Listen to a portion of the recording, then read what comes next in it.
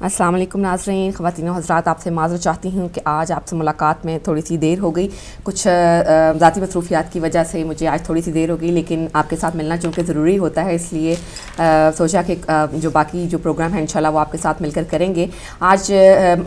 Monday का दिन है, पीर का रोज़ है और आज हमारा सेगमेंट होता है ब्यूटी टिप्स का। ब्यूटी टिप्स में कोशिश करती हूँ कि मैं आपको बता सकूँ कि कुछ घर बैठ कर ही हम ख़वातीन और कुछ भाई जो हैं वो भी अपने जो स्किन का ख़्याल है या अपने बालों का ख़्याल है या अपनी जनरल सेहत कह लीजिए, उसका ख़्याल जो घर बैठकर घर की चीज़ों से किस तरह रख सकते हैं। घर में मौजूद जो हमारे पास कुछ ऐसे हर्ब्स होते हैं, कुछ स्पाइसेस होते हैं, कुछ वेजिटेबल्स होती हैं, कुछ फ्रूट्स होते हैं जिनके हेल्प से हम अपनी जो अपनी ज़ाहरी शख्सियत है उसको चार चांद लगा सकते हैं। चिकनी जिल्द की हिफाजत की आज हम थोड़ी सी बात करते जाएंगे कि चिकनी जिल्द की हिफाजत जो है वो बहुत ज़रूरी है। बहुत जल्दी इस पर जो है ब्लैक हेड्स और वाइट हेड्स बनने शुरू हो जाते हैं अगर आप इसमें सफाई का ख्याल नहीं रखते, क्योंकि ऑयल की जो प्रोडक्शन है वो ज़्यादा होती है, ऑयल ग्लैंड ज़्यादा बनते हैं, जिसकी वजह से जो पोर्स हैं वो अपने अंदर टेंडेंसी ज़्यादा रखते हैं कि वो इसके अंदर गर्द व गुबार जो है वो ज़्यादा अपने अंदर सेव कर सकें, और फिर ये होता है कि वो उसकी शक्ल जो होती है बाद में वो एक पिंपल की शक्ल में या एक्नी से आपका जो चेहरा है वो भर जाता है। लेकिन इसमें इतनी परेशान होने वाली ज़रूरत नहीं है, थोड़ी सी मेहनत की ज़रूरत होती है। सबसे पहले तो जब सुबह आप सोकर उठें तो सबसे पहले ये कर लीजिए कि अपनी जिल्द की टिश्यू पेपर से, खाली एक सादे टिश्यू पेपर से अपने जिल्द की अच्छी तरह से सफाई मुकम्मल कर लें। और अगर आप देखें जब अपने चेहरे को एक दफ़ा टिश्यू से पहुंचने के बाद आप टिश्यू को देखिए, अगर उस पर चिकनाई मौजूद है तो इसका मतलब है कि आपकी जो स्किन है वो चिकनी है। अगर नाक, ठोरी और पेशानी पर चिकनाई ना हो तो ये समझें कि ये कॉम्बिनेशन स्किन है, यानी कि मिली जुली जिल्द है। ऐसा होता है कि चीक्स पर हो जाती है समटाइम्स चिकनाई, लेकिन नाक और ठोरी और जो पेशानी है उस पर नहीं होती। इसका मतलब है कि आपकी स्किन जो है वो कॉम्बिनेशन स्किन है। चिकनी जिल्द की हिफाजत के लिए बादाम के तेल में 2 कतरे लीमू निचोड़ लें और बादाम के तेल में 2 कतरे लीमू निचोड़ कर जिल्द पर लगाएं। इससे जो जिल्द है उसका खून का जो ज़ाहिर है उसके अंदर सर्कुलेशन है वो बढ़ जाएगी, और अगर जो खुलियात जो भी नहीं सही बन पाए वो मुतहरिक हो जाएंगे और आपकी जो जिल्द है वो एक्टिव हो जाएगी, उसकी वो ब्रीथ करने लगेगी सही तरीके से। तो आप जब भी शदीद गर्मी में बाहर निकलें, तो गर्मियों का मौसम है और धूप जो है वो कभी बहुत तेज़ हो जाती है, तो सन ब्लॉक और सनस्क्रीन क्रीम या लोशन का जो इस्तेमाल है वो ज़रूर करें। और जब आप बाहर से आएँ, कहीं से भी काम से वापस आते हैं, कोई भी एक्टिविटी बाहर है, उसके बाद आप घर वापस आती हैं, तो कोशिश करें कि अच्छे से क्लेंजिंग लोशन से जो है वो अपना चेहरा आप साफ़ करने के बाद धो लें, ताकि जो मतलूबा मकदार में ऑक्सीजन हासिल हो जाए उसको। इसके बाद आप ये कर सकती हैं कि 1 चम्मच शहद में आधा चम्मच लीमू का रस मिलाकर भी चेहरे पर लगाएंगी, और चंद 15 या 20 मिनट के बाद चेहरे को मिनरल वाटर से अगर आप धो लें या उबले हुए पानी से धो लें, तो आप देखेंगी कि शहद और लीमू के जो अनासर हैं उन्होंने चिकनाई को बहुत अच्छी तरह से ज़ाइल कर दिया है, और आपकी स्किन जो है वो बिल्कुल फ्रेश और साफ़ सुथरी जो है वो महसूस हो रही है। गर्दन जो है चेहरे के साथ गर्दन का भी एक बहुत अहम जो है वो खूबसूरती में रोल होता है। वो इस तरह से कि आप गर्दन जो है वो उम्र के साथ साथ जो है सबसे पहले उम्र के ढलने के आसार जो हैं वो गर्दन पर नज़र आते हैं। अगर आप गर्दन का ख्याल जो है वो छोटी उम्र से ही नहीं रखेंगे तो बहुत जल्दी जब आप 30s के बाद जब थोड़ा जो है वो नए जो खुलिए हैं वो बनने बंद हो जाते हैं, तो वो क्या होता है कि गर्दन पे सबसे ज़्यादा असरअंदाज होता है। लेकिन अगर आप गर्दन पे अच्छी तरह से उसका मसाज करेंगे, ख्याल रखेंगे, गर्दन आगे और पीछे दोनों जो है वो अच्छी तरह से उसको ऑयल के साथ उसका मसाज करें, तो आप देखेंगे कि क्लिनजिंग टाइप एक चीज़ हो जाती है उसके साथ ही फेस के साथ। तो आपकी गर्दन जो है वो साफ़ सुथरी भी रहेगी, उसका जो रंग है वो चेहरे के साथ मैच भी करेगा, और जो फाइन रिंकल्स हैं उनको भी पड़ने से जो है वो बचा सकती है। अगर आप हल्का फुल्का जो मसाज है वो अपनी जब आप अगर क्लिनजिंग कर रहे हैं फेस की, तो साथ साथ गर्दन की क्लिनजिंग करना भी मत भूलें। और अगर आप चाहती हैं कि जो गर्दन है उसकी जो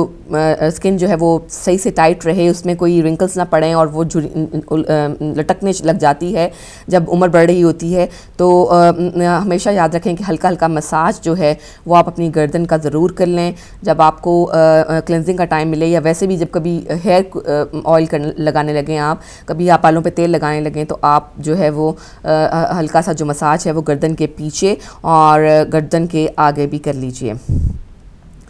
इसी तरह आपको अगर चेहरे की बाकी जो जनरल हिफाजत है उसके लिए भी आपको थोड़ी सी छोटी छोटी टिप्स हैं वो बताती चलूँ कि दिन में 2 या 3 दफ़ा जो है वो आपको अपना चेहरा जो है वो वॉश करना चाहिए। बहुत ज़्यादा चेहरा वॉश करने से, बार बार सोप से या फेस वॉश से साफ़ करने से या धोने से ये फ़र्क पड़ता है कि आपकी स्किन की जो नेसेसरी जो आपको ज़रूरत होती है जिन ऑयल्स की, वो भी उसके साथ जो है वो चला जाता है और आपकी स्किन बहुत खुश्क और खुरदरी हो जाती है। तो इसकी बेहतर इसके लिए बहुत नॉर्मल स्किन जो है वो सबसे ऑब्वियसली बेहतर है, उसके लिए ज़्यादा जतन नहीं करने पड़ते। आप 1-2 दफ़ा सादा मुँह ही जो है सादे पानी से धो लेते हैं तो वही काफ़ी होता है। लेकिन ज़्यादा बेहतर ये है कि अगर आप अपनी जल्द को और भी बेहतर और ख़ूबसूरत बनाना चाहती हैं तो उसके लिए पियों के फूल लेकर इन्हें बारीक पीस लें और इसमें 1 चम्मच पपीते का जो गुदा है वो मिला लीजिए और 1 चम्मच इसके अंदर हल्दी भी शामिल कर लें। इसके बाद इस पेस्ट को चेहरे पर लगाएं और खुश्क होने पर ताज़ा पानी से धो लें। हफ्ते में 2 से 3 बार अगर आप ये अमल दोहराएंगी तो आपकी चेहरे की जो रंगत है वो कुछ ही रोज़ में जो है वो निखर आएगी और आप वाज़ेह फ़र्क महसूस करेंगी कि जो एक गर्दो गुबार स्किन के अंदर जो है वो ठहर जाता है उससे आपको निजात मिल गई है। खुश्क जल्द है अगर आपके चेहरे की तो उसका एक और तरीका है कि गाजर को, मैंने आपको गाजर को पिछले हफ्ते भी गाजर की जो अफादियत है वो आपको बताई थी कि इसका जूस पीने से या इसको इस्तेमाल करने से आपको क्या फ़वाइद हासिल हो सकते हैं। तो गाजर को कद्दूकश करें और इसमें यानी इसको बिल्कुल बारीक बारीक जो आप काट लें और इसमें 2 चम्मच बालाई के यानी क्रीम के आप डाल लें। अगर आपके पास क्रीम नहीं है, बालाई नहीं है तो आप ये कर सकती हैं कि थोड़ा सा जो ऑलिव ऑयल है, रोगन ज़ैतून जिसे कहते हैं, वो डालकर मिक्स कर लें और फिर उसके बाद अगर आप वो भी नहीं डालना चाहती तो शहद का 1 चम्मच जो है वो डाल लीजिए और गाढ़ा सा पेस्ट बना लें, एक जैसे मास्क की तरह इसको तैयार कर लें आप इसको। और इसके बाद आप इसको अपने चेहरे पर लगाएं, इसको थोड़ा सा 15-20 मिनट के लिए अपने चेहरे पर लगा रहने दें और फिर उसके बाद जब ये ड्राई हो जाता है तो आप हल्का हल्का मसाज करके अपने चेहरे का उसको थोड़ा सा रगड़ कर उसके बाद इसको अपने चेहरे से उतारें, धोएं मत। और जो मसाज है उसमें जल्द में जो है वो नरमी पैदा करता है ऑब्वियसली, और जो सर्कुलेशन है ब्लड की वो तेज़ होती है और आपकी स्किन और के जो वो वाले सेल्स जो एक्टिव नहीं होते उनको एक्टिव करने में भी मदद देते हैं। और इसके बाद अगर आप चाहें तो अपना चेहरा जो है वो नीम गर्म पानी से धो लें, आपकी रंगत जो है वो निखरी और शादाब नज़र आएगी। तो जी ख़वातीन और हज़रात, ये तो थे आज के हमारे ब्यूटी टिप्स और उम्मीद है कि आप इनसे फ़ायदा उठाते होंगे। इंशाल्लाह अगले हफ़्ते फिर आपके लिए कुछ मज़ीद नए ब्यूटी टिप्स जो हैं वो मंडे के रोज़ लेकर आऊँगी। और यहाँ पे ये हमारा ब्यूटी टिप्स का सेगमेंट ख़त्म होता है और हम चलते हैं अली भाई की तरफ। तो नाज़रीन,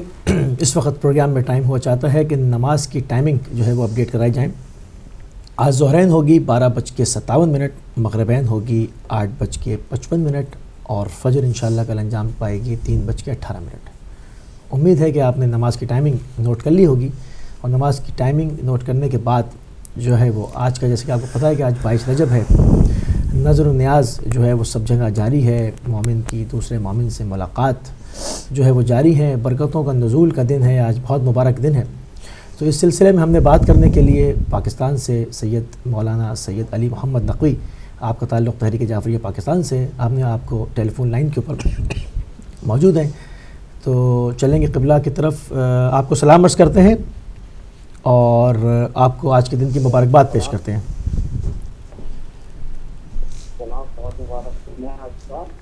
जी बिल्कुल, आपकी आवाज़ कुछ कम आ रही है। जी मैंने कहा मैं क्या अर्ज करूँ कि सवालात उठते हैं कि जनाब के 22 रजब की शरई हैसियत क्या है या पूछी जाती है कि आज की दिन की अहमियत क्या है। बयान कुछ चीजें ऐसी हैं कि जो शरई मसले हैं, मसलन जैसे हमारी आज मोरोज की शरई हैसियत तो ये तो आतिश परस्तों का दिन है जो अपना साल नया बनाते हैं, उसकी शरई कोई वैल्यू नहीं है। बहुत सारी चीजें हैं जिनके ऊपर आदिश फौजी से इसकी हैसियत नहीं है, ना आइम्मा के जमाने में थी ना कुछ की। इमाम रज़ा अलैहिस्सलाम से जो मिलता है वो भी कोई खास नहीं। इसी तरह 22 रजब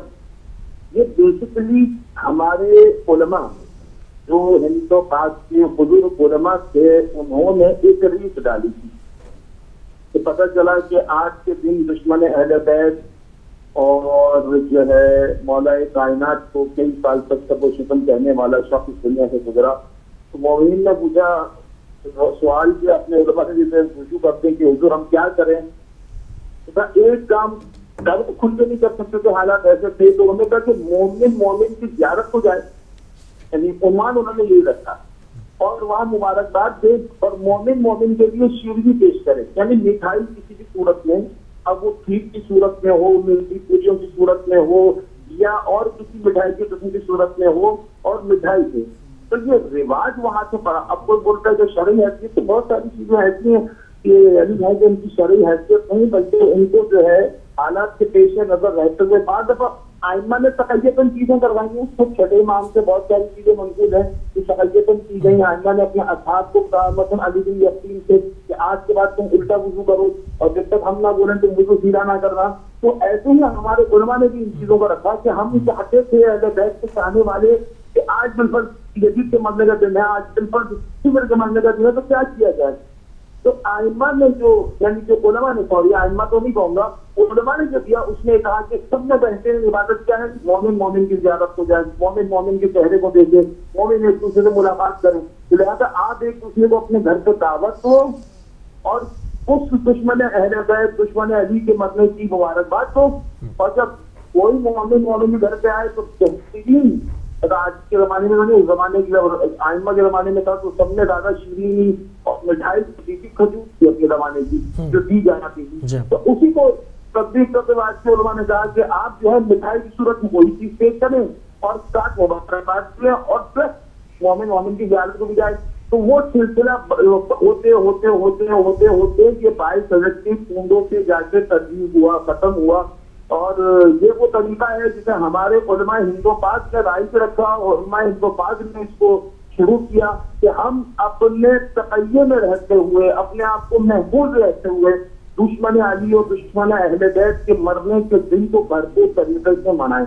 तो वो दिन जो है कूंडों का दिन कहलाता है। अब कोई बोले मुस्तहब है, वाजिब है, नहीं जनाब, शरीयत में हलाल हराम के अलावा अगर हराम नहीं है तो वो चीज जो है हलाल है, और अगर हराम है तो वो खुद भी करना, उसको जो हलाल नहीं किया जा सकता। अब मुस्तहबात में आ जाइए, उसमें रख लीजिए मोमिन की ज़ियारत, या मुस्तहब ये रख लीजिए कि मोमिन को खाना खिलाना, या मुस्तहब ये रख लीजिए कि मोमिन से जाके मुलाकात करना। आप किसी भी उन्वान से रख लीजिए, ये मुस्तहबात में आ जाएगा या इसमें आ सकता है। मगर आप बिल्कुल जिसे कहना हम बिल्कुल कानूनी शिक लगाएं, उसकी कोई वैल्यू नहीं है, उसमें कोई हैसियत नहीं है। सिर्फ आज का दिन 22 अगस्त का दिन दुश्मन अली, दुश्मन अहले बैत के जो है वासिले जहन्नम होने का दिन है।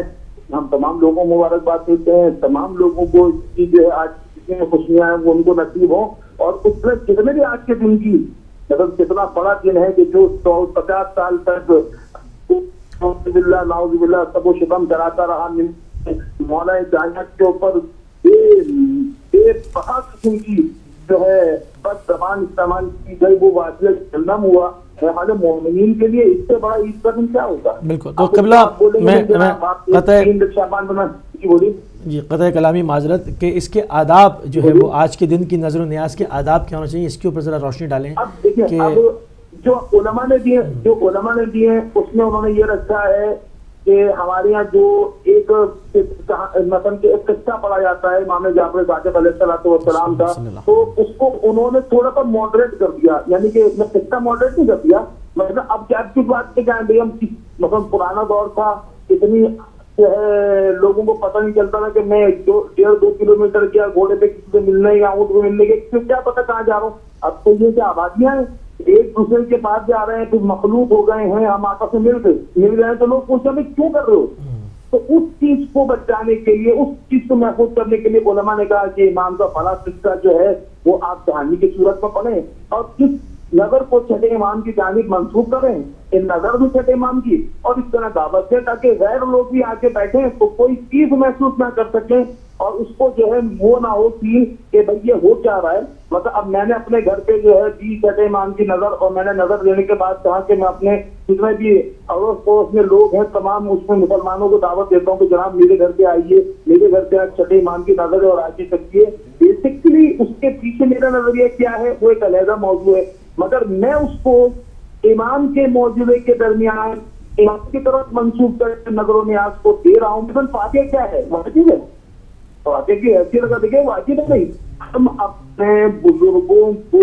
जो चीज यहाँ से ईसाल करते हैं सवाब की सूरत में, वो हम पहले आइम्मा को हदिया करते हैं कि परवरदिगार हमने सिहात मासूमीन को हदिया किया, हमने जो बंदे पाक को हदिया किया, इसका तो सवाब है। वो हमारे बुजुर्ग जो दुनिया से चले गए उनकी रूह से मुत्तसिल फरमा। वही काम आज के दिन होता है कि आप इमाम जाफर सादिक अलैहिस्सलाम की नजर दें और कि परवरदिगार आज तक जितना भी मैं खाना खिला रहा हूँ, जितनी भी मैं नजर करा रहा हूँ, वो दुश्मन अहले बैत और दुश्मन अली के सुने हुए जाने की खुशी में और मौला की नजर करता हूँ। इसका जो भी सवाब है, आज जितने दिन लोग खाना खाएं, जो भूखों को खाना खिलाना ये तो आइम्मा की सीरत रही है, अंबिया की सीरत रही है। अब उसमें यह कि आप बीच में कोई नई शेख डालते कि जनाब भूखे तो उसे कहते हैं जिसके पास कुछ हो ही नहीं, लाजमी नहीं है कि भूखा उसी को कहा जाए। किसी को एक वक्त खाना खिलाना वो सवाब में काउंट होता है, उसका बहुत अजर है। मतलब आपने रिवायतें सुनी है कि मुस्तहब रिवायतें कि किसी मोमिन का रोजा खुलवाना, मुस्तहब रोजा खुलवाना कितना सवाब है। मौला कहते हैं चाहे नमक से खुलवाओ, मगर खुलवाने का सवाब बहुत ज्यादा है। इतना सवाब रखा है ताकि जो शख्स रोजा ना खोले मुस्तहब वो बखील है, यानी इतना बड़ा उसका अजर रखा है जितना खुलवाने वाले का, कि अगर रोजेदार नहीं खोलना तो रसूल कहते हैं बखील है वो शख्स जो नहीं खोल रहा, वो नमक दे रहा है, उसकी हैसियत नमक की है। तो यहाँ हैसियत से बात नहीं हो रही, शरई पोजीशन पे बात नहीं हो रही कि इसके स्टेटस क्या है। यहाँ ये है कि आपका पीछे इरादा क्या है, वो ये है कि मैं छठे इमाम के नाम पे मौला जाफर सादिक अलैहिस्सलाम के नाम पे नजर हूँ और कहते आज के दिन जितने लोग खाना खाने आए, जितने लोग खाना खाने आए, जो भी असर सवाब है तो आज मेरे मरहूम मुतालिक ने उनको पहुंचे। बिल्कुल मुस्तहब काम है, इसमें कोई भी हर्ज नहीं है, बिल्कुल जायज काम है, इसकी तमाम उलमा इजाजत देते हैं। जी बहुत शुक्रिया, आपने जो है वो अपना कीमती टाइम जो है वो आज हमें दिया और हम इसके नहायत जो है वो मशकूर हैं, ममनून हैं। और एक मरतबा फिर जो वो आपकी खिदमत में आज के दिन की जो है वो मुबारकबाद जो है वो अर्ज़ करते हैं और इजाज़त चाहते हैं। अस्सलामु अलैकुम वरहमतुल्लाहि वबरकातुहू। तो नाज़रीन, इसके साथ आपने गुफ्तगू सुनी पाकिस्तान से, जो कि अल्लामा सैयद अली मोहम्मद नकवी साहब तहरीक जाफरिया पाकिस्तान से हमारे साथ शरीक थे। अपना कीमती वक्त उन्होंने हमें दिया, आदाब नज़र व नियाज़ के ऊपर गुफ्तगू की। आज का हमारा टॉपिक भी जो है वो आदाब नज़र व नियाज़ रहेगा, क्योंकि आज 22 रजब की नज़र है, तमाम मोमिनीन के घर में नज़र है, तमाम जगह पर जो है वो मुलाकातों का सिलसिला जारी है, बरकतों का नुज़ूल जो है वो जारी है। एक मोमिन दूसरे मोमिन को जो है वो आज मुबारकबाद पेश कर रहा है। आज जो है वो इस भाईचारे के कल्चर का जो है अमली मुजाहरा किया जाता है कि किस तरह एक दूसरे के दस्तरखान पे जाके वहाँ पर जो है नज़र चख के और उसके माल के में बरकत के लिए खुदा से जो है वो दुआ की जाए। इसके ऊपर बात करेंगे, लाइव कॉल्स खोलेंगे, आपको भी शामिल करेंगे और जो है वो कुछ आपसे सीखने और जानने की जो है वो कोशिश करेंगे। जी सहर, क्या कहेंगे आप? जी बिल्कुल अली भाई, जैसा कि 22 रजब जो है वो अभी मौलाना साहब ने बहुत तफसील से बताया कि इसको क्या इसकी हकीकत है, क्या हिस्ट्री है, और इसको जो मोमिनीन के आपस में मिलने का जुलने का एक दूसरे के साथ मिल बैठने का और ज़िक्र अहले बैत करने का जो एक ज़रिया है, एक तरह से वो ये इससे साबित होता है कि ये जब बैठते हैं तमाम मोमिनीन, शरीनी खाते हैं, कुछ खाने पीने को होता है और एक माहौल कायम होता है जिसमें बरकत होती है, जिसमें रहमत होती है। और इस तरह जो ज़िक्र कर सकते हैं आपको ज़्यादा मौका मिलता है कि आप इमाम जो हैं हमारे उनकी बात कर सकें, उनके कहे पर चल सकें और वो वो चीज़ें जो बहुत सारी हमें मालूम नहीं हैं, हम में से बहुत सारे लोगों को नहीं मालूम होती, उसका भी मौका मिल जाता है कि आप एक दूसरे से नॉलेज जो है वो गेन कर सकते हैं। और जो इसकी हिस्ट्री है और जो भी जुल्म और सितम किए गए, जिस तरह से इमामों के साथ उनके साथ सलूक रवा रखा गया और जिस तरह से उनको आगे आने से रोका गया, वो सब चीज़ें मिल बैठ के मोमिनीन जो है वो एक दूसरे डिस्कस कर लेते हैं और बातचीत जो है वो आगे बढ़ती है। आज के 22 रजब के हवाले से ही एक जो कोट है इमाम जाफ़र सादिक अलैहिस्सलाम का फरमान है, वो आपकी नज़र करती जाऊँ।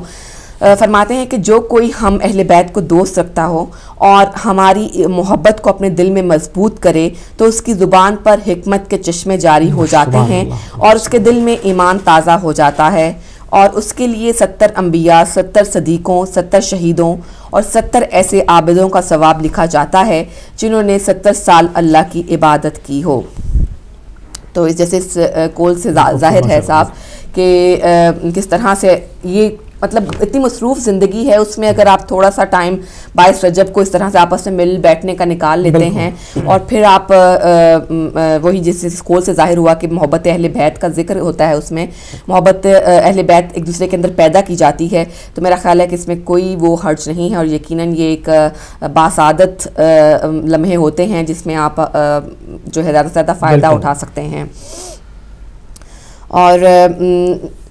इसके अलावा एक और कोट है मेरे पास, अगर मैं सुनाती चलूँ क्योंकि अभी मेरे ख्याल में हमें कुछ इमाम जाफ़र सादिक अलैहिस्सलाम फरमाते हैं कि जो शख्स ये पसंद करता है कि खुदावंद आलम उस पर मौत की सख्ती को आसान कर दें, उसे चाहिए कि अपने माँ बाप के रिश्तेदारों के साथ नेक सलूक करें। बड़ी छोटी छोटी बातें जिनको हमने अपनी मौजूदा ज़िंदगी में बिल्कुल इग्नोर कर रखा है। माँ बाप के रिश्तेदार तो दूर की बात है, माँ बाप के साथ एक वक्त ऐसा आता है जब हम अपनी ज़िंदगियों में इतने मसरूफ़ हो चुके होते हैं कि हमारे पास उनके लिए टाइम नहीं होता, क्योंकि वो अब हमारे लिए उस तरह से एक्टिव नहीं होते, उस तरह से फ़ायदा मंद नहीं होते जिस तरह के वो जवानी में हुआ करते थे। तो हम उनके जो अपनी ज़िंदगी में इतने मगन हो जाते हैं कि हमें उनके लिए हमारे पास टाइम नहीं रहता। लेकिन इमाम जाफ़र सादिक अलैहिस्सलाम ने फरमाया कि रिश्तेदारों के साथ भी, जिसका मतलब है कि माँ बाप तो आउट ऑफ क्वेश्चन है, उनकी तो आप बात करें ही नहीं कि उनको आप इग्नोर कर सकते हैं या उनके साथ बुरा सलूक कर सकते हैं। इवन उनके रिश्तेदार जो हैं, और रिश्तेदारों को तो हम किसी कैटेगरी में लाते ही नहीं हैं अली भाई। बहुत ये मेरा ख्याल है कि हमारी जो आप कह सकते हैं कि जो ज़माने के जो असर है वो हमारी शख्सियतों पर पड़ने लग गया है। और अंदर एक पॉइंट भी है कि जैसे कि आपने कहा ना कि इसको पर ताकीद की गई, तो अब जैसे कि आजकल के ज़माने में हो गया है कि जी फादर्स डे और मदर्स डे, अगर इसके फ़लसफ़े में झांका जाए और देखा जाए तो ये आज की दुनिया को झंझोड़ लाए कि ये मसरूफ़ इंसान, ये तेरी माँ है, ये तेरे बाप हैं, ने तुझे पैदा किया, तुझे पाला, इतनी कोशिश की, तो कहाँ किस चक्कर में लगा हुआ है, देख इनके तेरे पर क्या हुकूक़ हैं। तो ये बेसिकली एक दिन के लिए मोहब्बत नहीं होती, वो झंझोड़ना होता है उस दिन, वो उस याद को ताज़ा करना होता है जो आप गाफिल कर गए। तो ये जो नज़र न्याज से जैसे मखसूस कर दिया आज का दिन, जैसे हमने अभी क़िबला से बात की, तो ये भी एक इंसान की तरफ उनको जुम्बिश देना है कि उनको ख्वाब गफलत से जो है वो बेदार करना है कि मोमिन मोमिन का आईना है, मोमिन मोमिन का भाई है, मोमिन की इज़्ज़त काबे से बढ़कर है, मोमिन मोमिन का दोस्त है। कि तुम एक दूसरे से मिलने जाते हो, उसके दस्तरखान में बैठते हो, उसके रिज़्क़ हलाल के लिए दुआ करो, उसके जो है वो उसके जो माली उमूर हैं, उसकी जो सादत है और उस चीज़ के लिए जो है उसके दस्तरखान में बैठ के ना की ग़ीबतें की जाएँ, वहाँ पर बैठ के उसके जो है वो उसके हक़ में परवरदिगार की बारगाह में दुआ की जाए। तो अभी बहरहाल एक ब्रेक का टाइम जो करीब आ रहा है और इसके ऊपर तो अभी कॉल्स भी हम लाइव खोलेंगे और इसके ऊपर बातचीत जो है वो जारी रहेगी। हम जाएंगे एक ब्रेक की तरफ, छोटे से ब्रेक की तरफ चलेंगे, वापस आएंगे, आपसे मिलेंगे, आपकी फ़ोन कॉल्स जो है वो तब तक खोल दी जाएंगी और आप हमसे आज इस टॉपिक पर बातचीत कर सकते हैं और आप हमें ये भी बता सकते हैं कि आज आपने ये जो नज़र आज 22 रजब की, उसमें आपने क्या बनाया है। तो चलते हैं एक छोटी सी ब्रेक की तरफ।